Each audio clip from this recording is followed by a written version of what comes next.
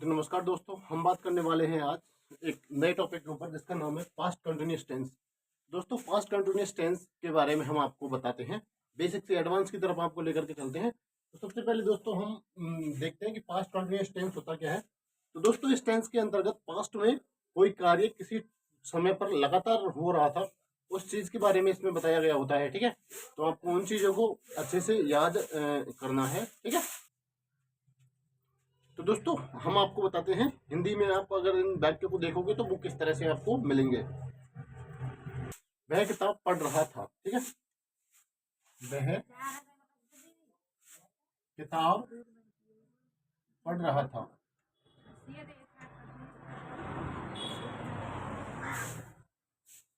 तो दोस्तों, पहचान की बात करें अगर हम पास्ट कंटिन्यूअस टेंस के बारे में, तो इसकी जो पहचान है, हिंदी वाक्यों के अंत के अंदर आपको रहा था,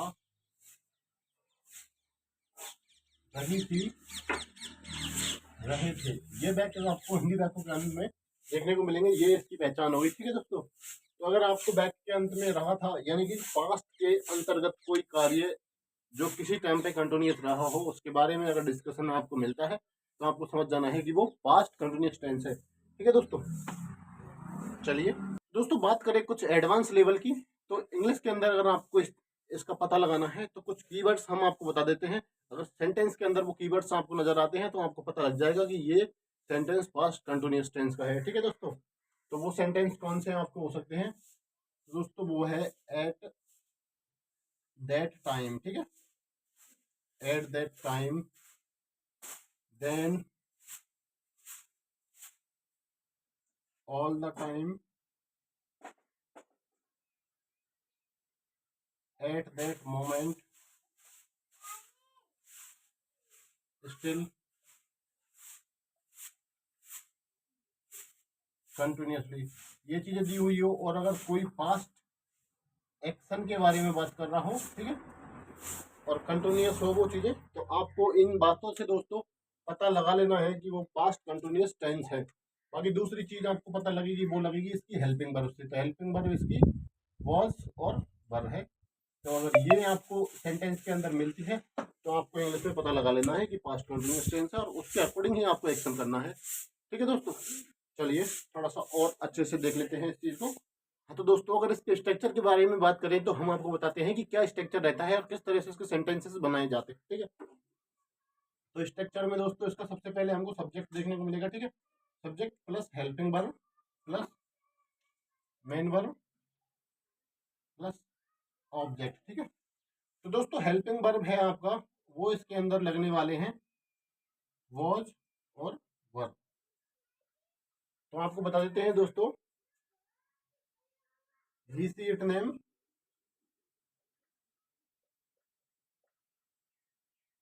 नेम के साथ में सी इट नेम, और सिंगुलर के साथ में आपका हेल्पिंग वर्ब वॉज लगने वाला है। यू भी दे के साथ में प्लूरल और आपको वर लगने वाला है। ठीक है दोस्तों, तो ये चीजें आपकी होंगी। ठीक है, और जो आपकी मेन वर्ब होगी, मेन वर्ब की first form plus I N G आपको देखने को मिलेगा इसके अंदर। ठीक है, फर्स्ट फॉर्म में आई एन जी आपको लगाना है दोस्तों। ठीक है, तो ये स्ट्रक्चर आपका रहने वाला है इसका। तो दोस्तों इससे आपको समझ जाना है, subject plus helping verb plus main verb plus object. Helping verb आपके वॉज और वर होने वाले हैं। ही सी इट नेम, सिंगुलर के साथ में आपका वॉज लगेगा। यू बी दे प्लूरल के साथ में आपका वर लगेगा। तो ये इसका स्ट्रक्चर आपको देख हो जाता है।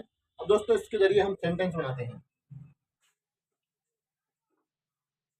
तो दोस्तों देखो, हम आपको बताते हैं कि इसका सेंटेंस किस तरह से बनता है। बच्चे खेल रहे थे,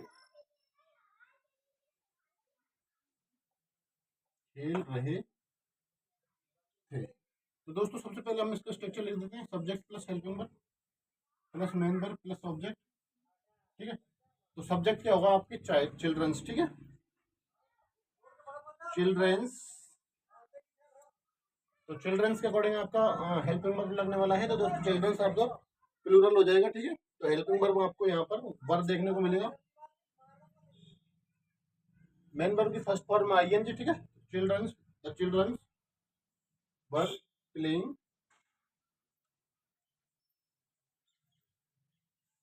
ठीक है, तो ये आपका सेंटेंस हो जाएगा। ठीक है, इसी तरह से